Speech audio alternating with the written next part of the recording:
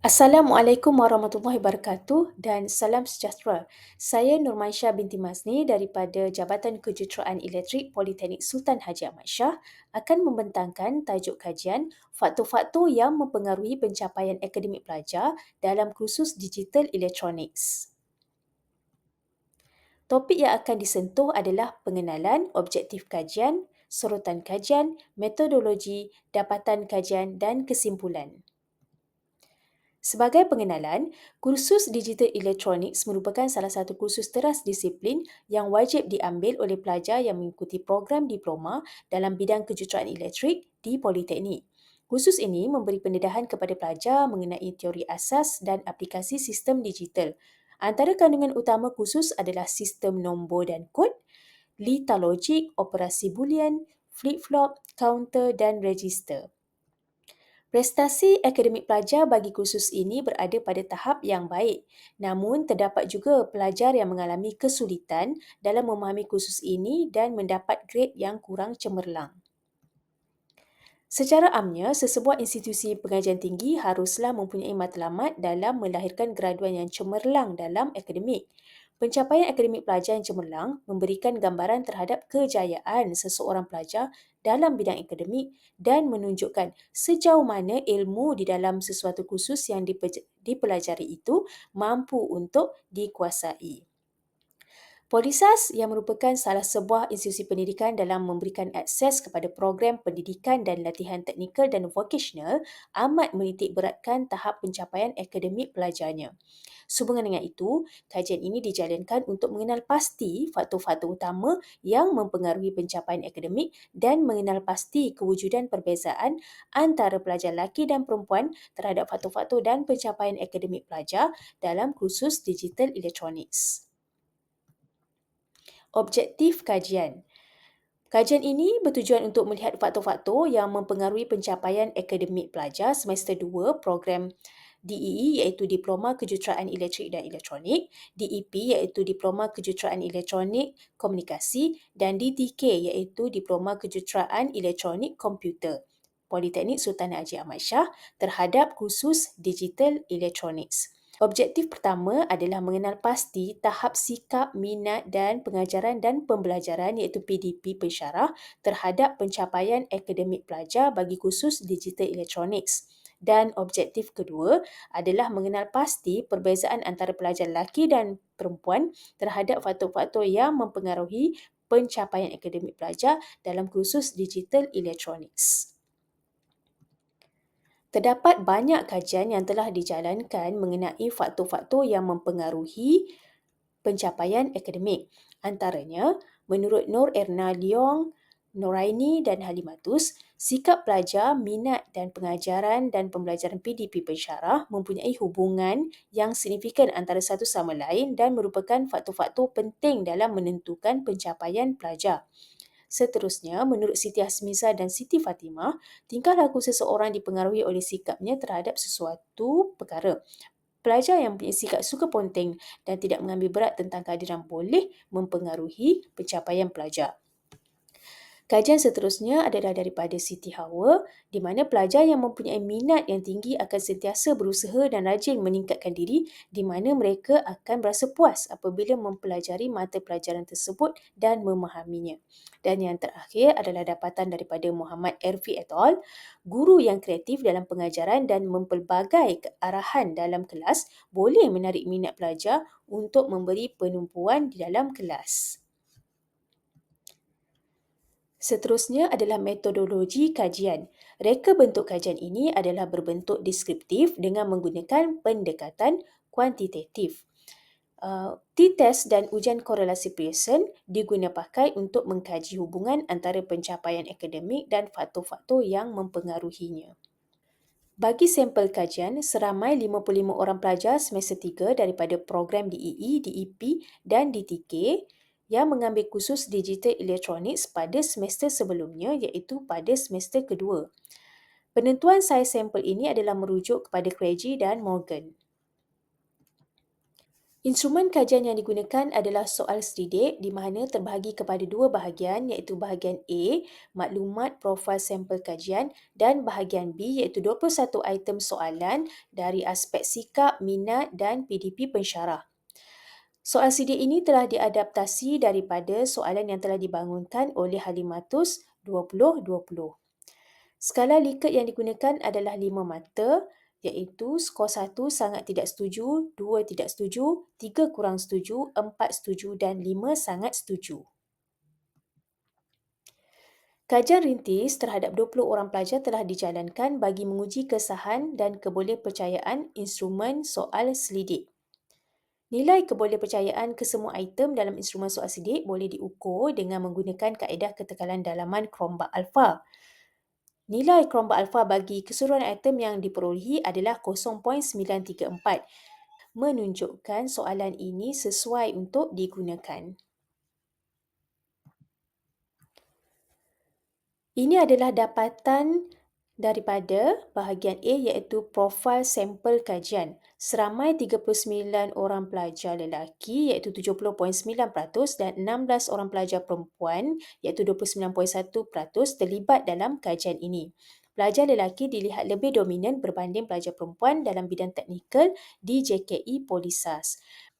Bagi program pula, sampel diambil satu kelas bagi setiap program di mana pelajar DEE 27 orang, pelajar DTK 18 orang dan pelajar DEP 11 orang.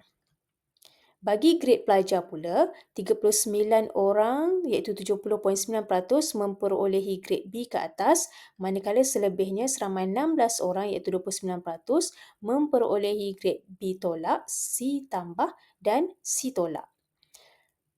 Dapat dilihat di sini, pencapaian akademik adalah dalam keadaan yang baik, namun masih terdapat pelajar yang menunjukkan prestasi yang kurang cemerlang. Seterusnya adalah dapatan bagi bahagian B iaitu analisis deskriptif. Skor min purata keseluruhan bagi ketiga-tiga faktor adalah pada tahap tinggi iaitu 4.51. Faktor PDP pensyarah menunjukkan skor min yang tertinggi iaitu 4.67 diikuti dengan sikap 4.48 dan min terendah adalah faktor minat iaitu 4.38. Dapatan bagi faktor sikap. Didapati nilai min tertinggi iaitu 4.62 pada item kedua iaitu saya kerap hadir ke kelas dan pada item yang ketujuh saya sering berbincang permasalahan dengan rakan-rakan mengenai pembelajaran. Hal ini menunjukkan pelajar yang kerap menghadiri kelas boleh memperolehi prestasi akademik yang baik.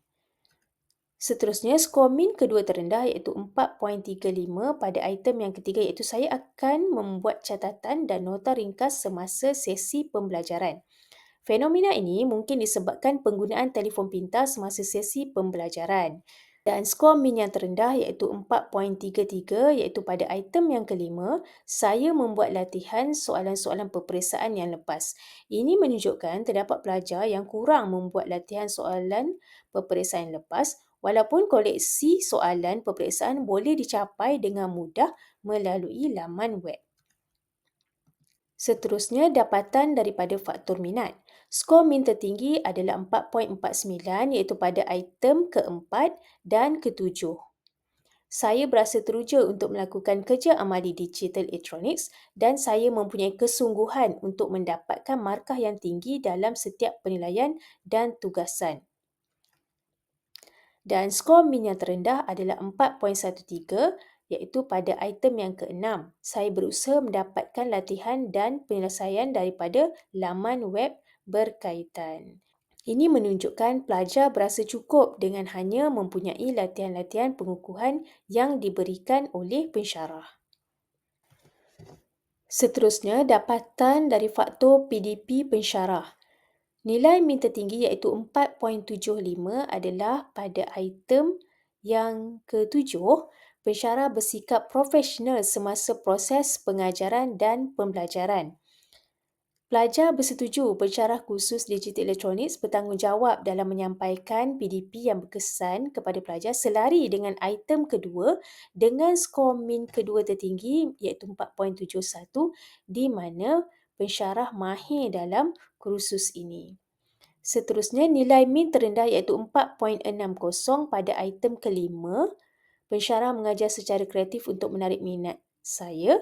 Dan yang keenam, pensyarah mengambil berat terhadap pembelajaran saya. Dan skor min yang terendah adalah pada item yang ketiga, iaitu pensyarah sentiasa membantu saya menyelesaikan masalah dengan menggunakan teknik yang betul dan mudah.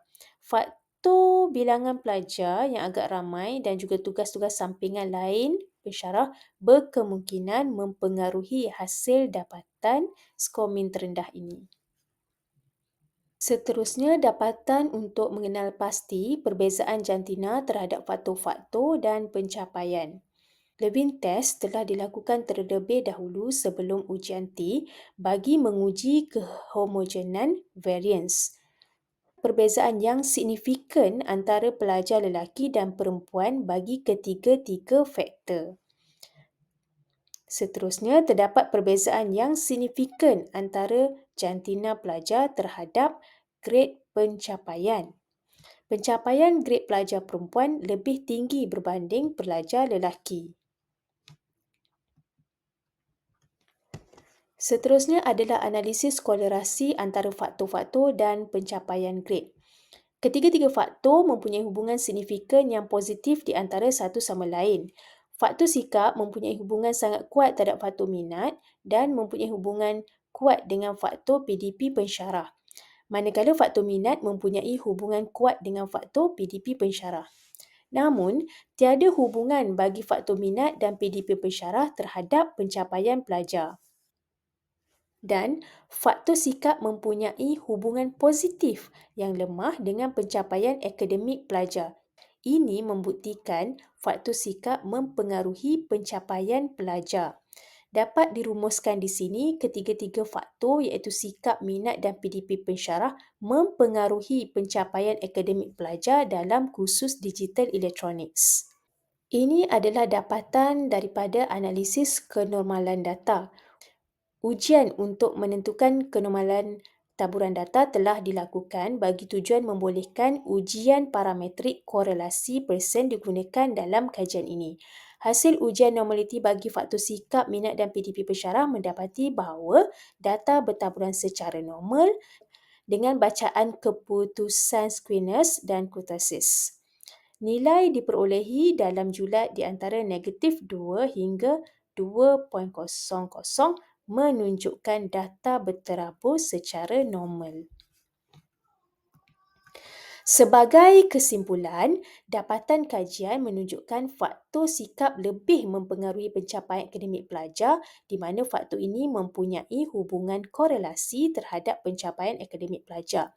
Justru itu, faktor sikap perlu diambil perhatian seperti memberikan nasihat, motivasi dan melaksanakan aktiviti-aktiviti yang sesuai seperti bengkel menjawab soalan-soalan peperiksaan. Kajian ini juga dapat memberi panduan dan gambaran yang lebih jelas kepada institusi, pensyarah maupun pelajar itu sendiri bagi tujuan penambahbaikan dalam mempertingkat kecemerlangan akademik pelajar. Antara saranan untuk kajian lanjutan adalah mengkaji daripada faktor lain seperti motivasi, persekitaran dan gaya pembelajaran. Selain itu, memperluas kaedah pengumpulan data seperti kaedah temu bual dan pemerhatian agar dapat memperolehi maklumat yang lebih mendalam dan terperinci. Sekian, terima kasih.